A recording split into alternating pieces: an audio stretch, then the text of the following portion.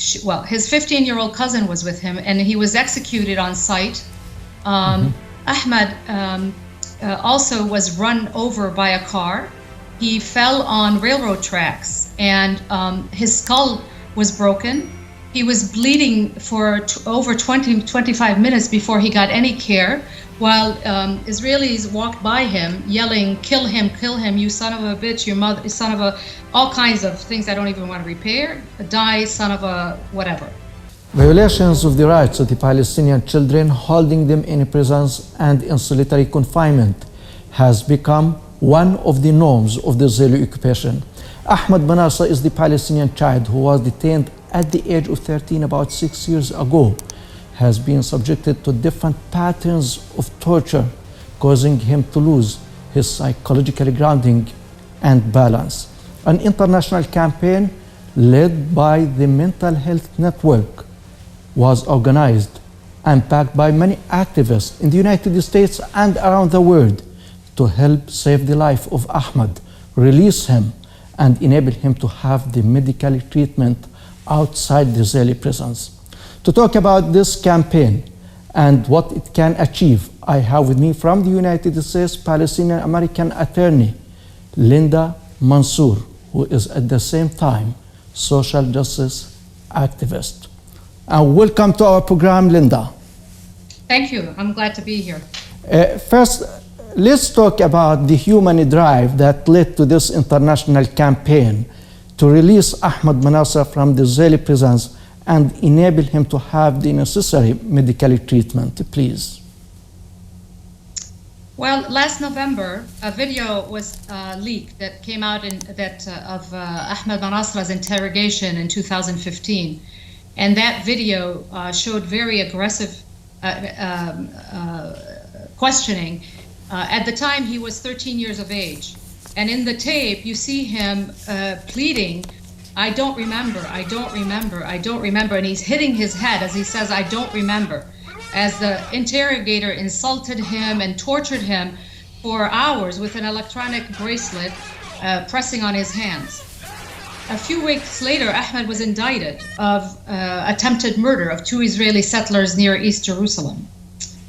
The 10-minute video depicts an Israeli interrogator that was verbally abusing him throughout, shouting curses at him. The rigorous questioning and accusing him of having motives to murder. Like I said, he was visibly distressed, and he kept shouting, "I don't remember, I don't remember."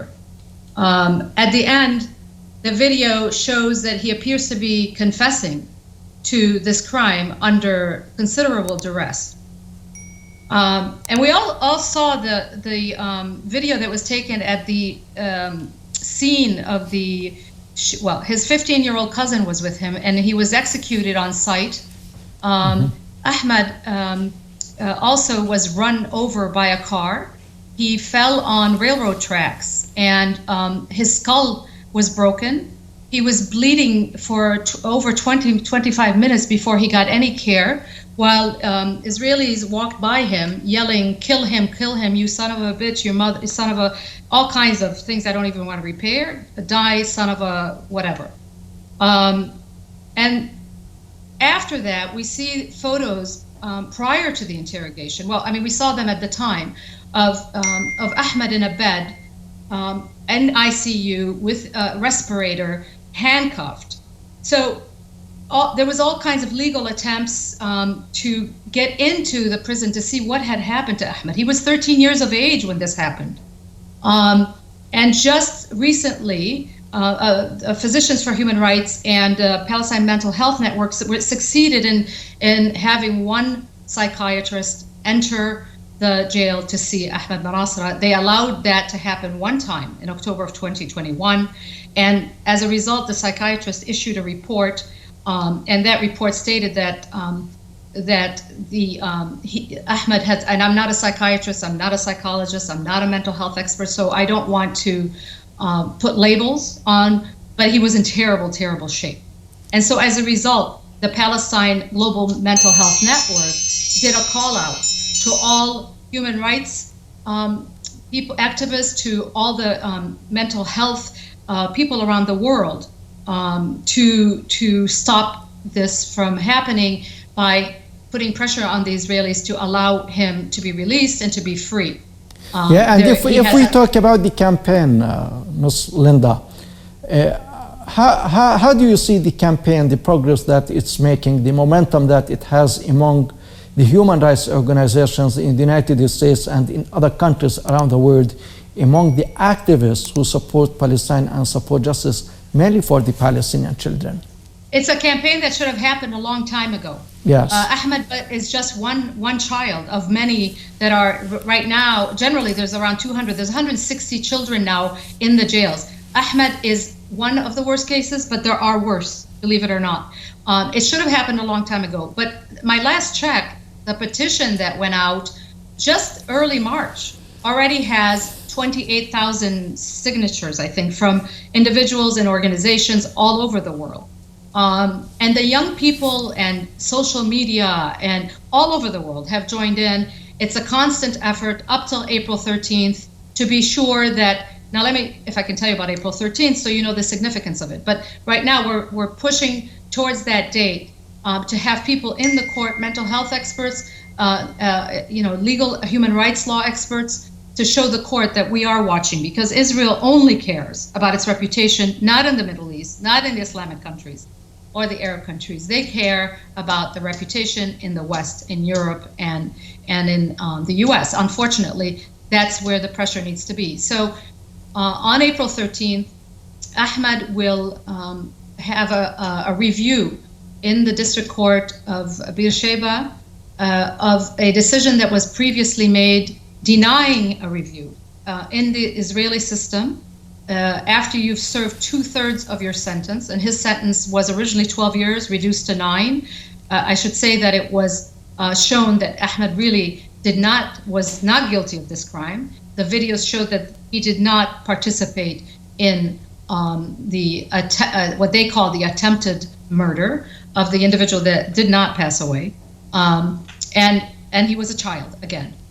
It's against the law. Well, let me go back. So April 13th, they are going to review a decision that was made by the lower court that did not allow a review of his situation. After you've served 2/3 of your sentence, the Israeli political prisoners are entitled to review and to be allowed to freedom. Yeah, so we are talking, Ms. Linda, we are talking about the campaign in progress, okay? And you talked about the importance of this date, the 13th of April, as Ahmad is going to appear in the court. Now, if the Israeli court decides to keep Ahmad in a prison, deprived of the urgent medical treatment that he needs, what other steps the campaign could take? How we can make the case of Ahmad as an international case, not only among the human rights circles and the activists, but also at the political level, whether in the United States or other countries. Right, so this case is not just about Ahmad, number one. Yes. Like I said at the beginning, it's a case that should have started a long time ago. In the United States, for example, Betty McCollum, who's a congresswoman here, has a bill on the floor which is growing in support to stop Israel from getting carte blanche support financially without being accountable for what they do. They are in violation of international human rights. They're in violation of the Declaration of Principles on if you are in solitary confinement more than 15 days, it's considered torture. He has been in solitary confinement numerous times, and this time almost 5 months. So we will keep the pressure on for Ahmad and for everyone else, whether it's the mental health world or whether it's the international and human rights world. It's not going to stop because April 13th has come. Yes, and Ms. Linda, my final question to you, from a legal perspective, as you are a Palestinian American attorney and you're expert in the legal field, a case like Ahmad, who was badly and harshly tortured by the Israeli intelligence officers, and we saw their interrogation, how it was aired and people around the world watch that, and you mentioned the Israeli officer conduct with Ahmad. How can this case be handled at the judicial level, whether locally or internationally? I mean the international courts or the courts in the countries that have jurisdiction over such cases. How it could be handled from your own perspective? Well, and you know, I'm not, again, I'll say I'm not an expert in international law. I know enough to be dangerous. I can say this, that in order to have any case heard, you need evidence. And Israel is locking people out. But thank God the video came out and the psychiatrist went in, and the pressure is on to get that evidence of, it's enough that we have evidence of his age. He was 13 years of age, and Israel prolonged his trial long enough for him to become 14 years of age, because they had just passed the terrorism law that had children as young as 12 could be arrested, and at the age of 14 to be treated as adults. This is all in violation of international law. Yes, a Palestinian American attorney, social justice activist Linda Mansour, it has been a great pleasure having you in our program. Thank you very much.